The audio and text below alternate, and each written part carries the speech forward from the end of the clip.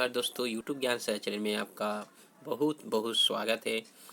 दोस्तों, आज मैं आपको इस वीडियो में बतलाने वाला हूं कि जो भी स्टूडेंट्स इग्नू के हैं या अन्य यूनिवर्सिटीज़ के भी स्टूडेंट्स हैं, उनके लिए भी यह वीडियो बहुत ही मददगार साबित होगा। जो रिजर्व कैटेगरी में आते हैं, यानी कि SC, ST, OBC, PWD, minorities communities इत्यादि में जो भी आते हैं, उन्हें अपना स्कॉलरशिप्स कैसे प्राप्त करना है और कहाँ से प्राप्त करना है, क्या प्रक्रिया है, इस सारे प्रश्नों का समाधान मैं इस वीडियो के द्वारा आपके सामने रखूँगा। और आप इस वीडियो को पूरा का पूरा ज़रूर देखिएगा ताकि आपको सारी प्रक्रिया समझ में आए। जैसे मैंने कि इग्नू के स्कॉलरशिप्स इग्नू वेबसाइट में मैंने क्लिक किया, तो यहाँ पर देख पा रहे हैं वेबसाइट में आपको students registration division SRD scholarships and IGNOU में आने के उपरांत आप इसमें क्लिक करिएगा। क्लिक करने के बाद आप यहाँ पर थोड़ा नीचे आइए। नीचे आने के बाद आप यहाँ पर जो लिखा हुआ है उस मेन पॉइंट्स को आप लोग के सामने मैं पढ़ूंगा और इसका मतलब भी मैं समझाने की कोशिश करूँगा कि इसमें है क्या। Scholarships and reimbursement of fees. देखिए दोस्तों, रिम्बर्समेंट ऑफ फीस का मतलब होता है कि आपके फीस में रिम्बर्स किया जाता है, और स्कॉलरशिप्स का मतलब होता है कि आपको उस पढ़ाई के लिए छात्रवृत्ति दिया जाता है। यानी यह कहे कि अगर स्कॉलरशिप्स अगर लेना होता है जो विद्यार्थी को, तो उस जिस कोर्स में वो इन्वॉल्व है उस कोर्स के लिए उन्हें पैसा मिलता है सरकार के तरफ से। और रिम्बर्समेंट का मतलब होता है कि आपका फीस एग्जम्प्ट होता है, यानी कि छूट दिया जाता है, या उस जो पैसा लगा है उसका पैसा आपको वापस मिलता है। तो इग्नू में स्कॉलरशिप्स की जो प्रक्रिया है और रिम्बर्समेंट में, रिम्बर्समेंट उन्हीं लोगों का होता है जो SC और ST कैंडिडेट के हैं। और मैं इस जो सामने में लिखा हुआ है उससे पढ़ता हूँ, आपको इससे क्लियर समझ में आएगा। For the learners belonging to reserved categories, PIG, scheduled caste, scheduled tribes, fees exemption या reimbursement facilities may be provided from time to time as per rules of the university।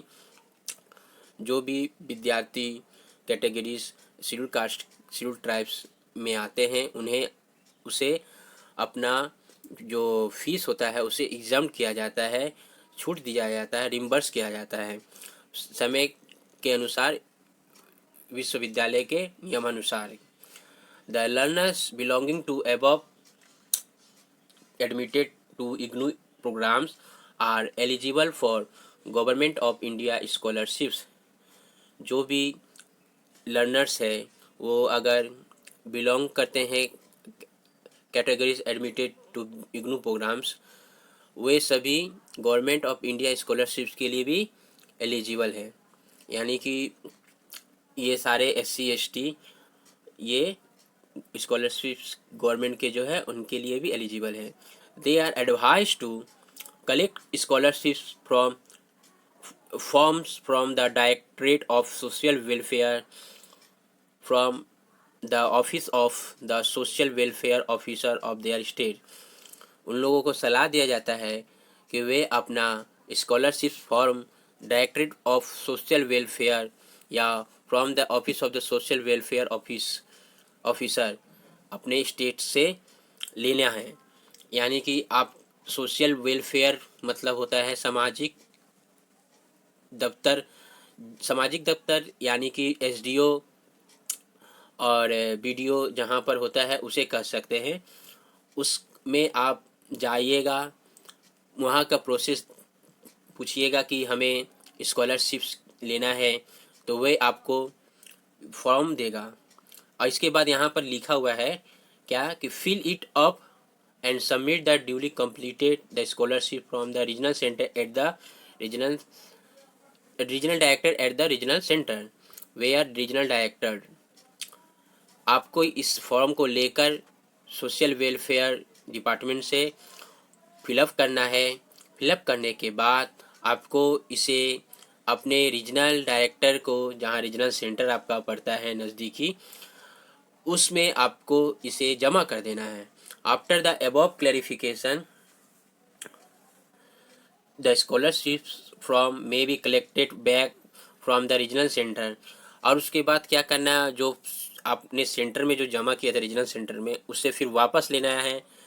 Clarification होने के बाद सारे सत्यापन हो जाएंगे, उसके बाद आप उसे फिर क्या करना है, and submit resubmitted at the office of the social welfare officer और directorate of social welfare in the state. अब उसे फिर उस फॉर्म को ले जाकर आपके सोशल वेलफेयर डिपार्टमेंट में जमा कर देना है, आपके जो स्टेट है उसमें। आपके स्टेट का, आपका डिस्ट्रिक्ट में आप जो एसडीओ ऑफिस पड़ता है शायद वही सोशल वेलफेयर ऑफिसर होता है। और इसमें एक बार आप अपना इसे सर्च कर लीजिएगा कि सोशल वेलफेयर ऑफिसर कहाँ पर है, तो आपको मालूम चल जाएगा और वहाँ पर आपको फिर जमा कर देना है। इसके बाद एज द केस में बी फॉर स्कॉलरशिप्स और रिम्बर्समेंट ऑफ प्रोग्राम्स फीस। उसके बाद फिर क्या है, scholarships scheme of national centre for promotions of employment disable people for post graduate level programmes is applicable to the students of this university also. जो भी disable people है उन्हें भी scholarships national centre for promotions of employment disable people जिसको कहते हैं, उसे भी पोस्ट ग्रेजुएट लेवल तक स्कॉलरशिप्स प्राप्त किया जाता है, यानी मिलता है उन्हें। तो यहाँ तक कि आपको यह बतलाया जा रहा है दोस्तों कि आप अगर SC ST में हैं तो आपको फीस रिम्बर्समेंट भी मिलेगा और आपको स्कॉलरशिप्स भी मिलेगा। शर्तें यही है कि आपको सोशल वेलफेयर डिपार्टमेंट में जाना है, वहाँ से फॉर्म कलेक्ट करना है, उनसे पूछिएगा ऑफलाइन अगर है तो ऑफलाइन या ऑनलाइन है तो ऑनलाइन। आप एक बार जाइए और सारी चीज़ों को जानकारी प्राप्त करके वैसे ही फॉर्म को फिलअप करिए और फिलअप करने के बाद आप अपने रीजनल सेंटर में जाकर उसे सबमिट करिए। सत्यापन होने के बाद पुनः फिर उसे अपने वेलफेयर डिपार्टमेंट में जमा कर दीजिए। अंतिम पैराग्राफ में देखिए यहाँ पर क्या लिखा हुआ है, students who belong to SC ST OBC minority PWD can avail scheme of fee waiver reimbursement exemptions scholarships offered by UGC MHRD various state governments departments। जो भी छात्र SC ST OBC minority person with disable ये सारे जो आते हैं उन्हें अपना रिम्बर्समेंट एग्जम्पशंस भी दिया जाता है UGC के द्वारा या MHRD के द्वारा, स्टेट गवर्नमेंट्स के द्वारा या गवर्नमेंट डिपार्टमेंट्स के द्वारा। ये सब एजेंसियां हैं, इन एजेंसियों के द्वारा आप अपना फीस रिम्बर्स करा सकते हैं और स्कॉलरशिप्स प्राप्त कर सकते हैं। For eligible and prospector details interested student may obtain details from concern agencies. इसके लिए आप प्रोसीड्योर जो है आप कंसर्न एजेंसियों के द्वारा आप इसका पता लगाएं। और यहाँ तक कि for details refers to latest IGNOU common prospectus available on IGNOU website. Common prospectus जो है इग्नू का उसमें भी दिया हुआ है कुछ प्रक्रिया। चलिए हम कॉमन प्रोस्पेक्टस क्या उसके बारे में भी आपके सामने पढ़ेंगे।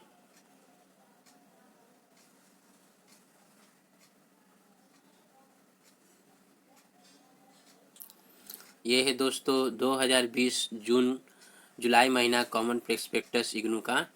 इसमें दिया हुआ है master degree, bachelors degree, diploma, certificate सारे दिया हुआ है। साथ साथ इसमें स्कॉलरशिप्स की जो प्रक्रिया है इसके बारे में भी बतलाया गया है। तो इसमें क्या है हम आपके सामने इसको बतलाएंगे।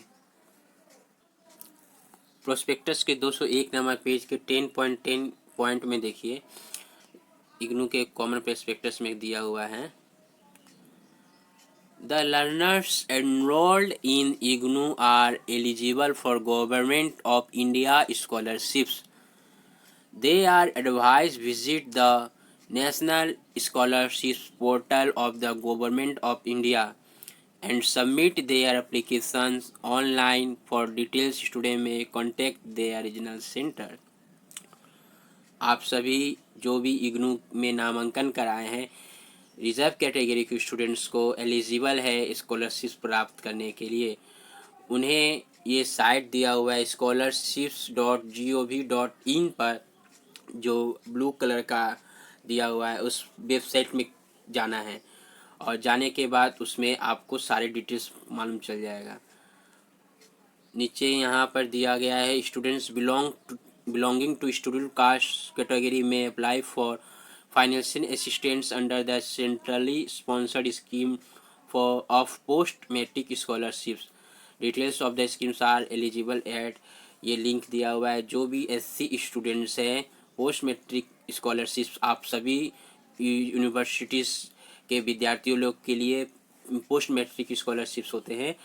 तो SC के जो है उनके लिए यहाँ पे लिंक दिया हुआ है। यहाँ पर जाने के बाद आप एक PDF पाइएगा। इस PDF में सारी डिटेल्स दिया हुआ है कि आप कॉलेज में जो हॉस्टल में रह रहे हैं उसके लिए क्या मिलेगा, आपको इस कोर्स के लिए कितना स्कॉलरशिप्स मिलेगा, क्या शर्तें हैं, ये सारे चीज़ डिटेल्स पता चलेगा।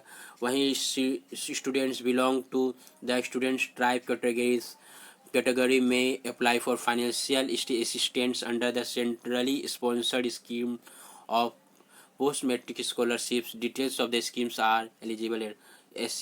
ST के जो स्टूडेंट्स हैं उन्हें भी यह लिंक दिया गया है स्कॉलरशिप्स के लिए, उसमें भी सारी प्रक्रिया दिया गया है। 10.11 में देखिए क्या है, fees exemption for SC students under the SC SP and TSP schemes. देखिए इसमें क्या लिखा, the university provide exemptions of programme fees to students from SC/ST category per its policy, the policy review of every admission cycle.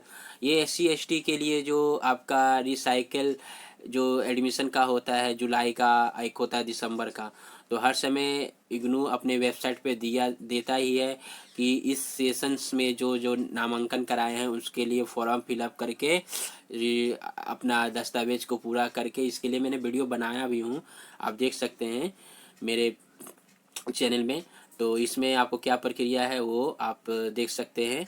और SC/ST students के लिए या admission cycle के हिसाब से फॉर्म निकालता है और उस फॉर्म को फिलअप करके आपको रीजनल सेंटर में सारे दस्तावेजों के साथ जमा करना पड़ता है। तो इस आपको लगभग 70% मान के रखिए कि मान लीजिए आपका कोर्स फीस 4,000 रुपया लगा है, तो आपका कम से कम 2,800 रुपया तक या 2,500 रुपया आप धर के रखिए कि मिलने तक का पूरा संभावना रहता है। और यहाँ तक कि इग्नू में ये भी एक सिस्टम है कि मान लीजिए कि अपना फ़ीस कम कराना चाहते हैं, ये जनरली सभी के लिए, जनरल स्टूडेंट्स के लिए भी है, तो वे अपना प्रिंट कॉपी करने का तात्पर्य यह है कि आपका जो बाई पोस्ट आता है उसको ना लेकर किताब आप अपना ये सॉफ्ट कॉपी के द्वारा डाउनलोड कर लीजिएगा, तो भी आप का फीस कम हो जाता है 30% ले।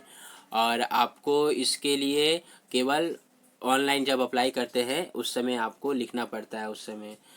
तो अब यहाँ पर स्कॉलरशिप्स के मैं बात बोल रहा हूँ। स्कॉलरशिप्स में ये जो साइट है, इस साइट को भी मैं खोल कर देख लेता हूँ इसमें क्या है।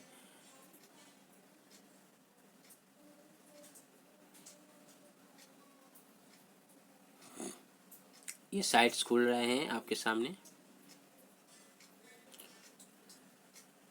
देखिए ये है नेशनल स्कॉलरशिप्स पोर्टल। इस साइट में आप सभी रिजर्व कैटेगरी की स्टूडेंट्स हैं, उन्हें जाना है। जाने के बाद यहाँ पर आप देख पा रहे हैं सेंट्रल स्कीम्स, UGC या AICTE स्कीम्स, स्टेट स्कीम्स क्या क्या है ये दिया हुआ है। सेंट्रल स्कीम्स में ministry of minority affairs, department of empowerment of persons with disabilities, ये सारे विभाग दिया हुआ है। माइनॉरिटीज़ में जो आते हैं उन्हें ये फर्स्ट नंबर में जाना है, सेकेंड नंबर में जो डिसेबल पीपल है उसके लिए है। और यहाँ पर एक एक करके सबको दिया गया है। यहाँ पर मान लीजिए कि मैं डिपार्टमेंट ऑफ हायर एजुकेशन में जाता हूँ, यहाँ पर मैं क्लिक करूँगा। क्लिक करने के बाद आप यहाँ पर देखिएगा कि central sector scheme of scholarship for college and university students, जो यूनिवर्सिटीज़ के और कॉलेज के स्टूडेंट्स हैं उनके लिए है। और यहाँ पर देख लीजिए ये गाइडलाइंस है, यहाँ पर FAQ है, और यहाँ पर ओपनिंग डेट है और क्लोजिंग डेट दिया हुआ है।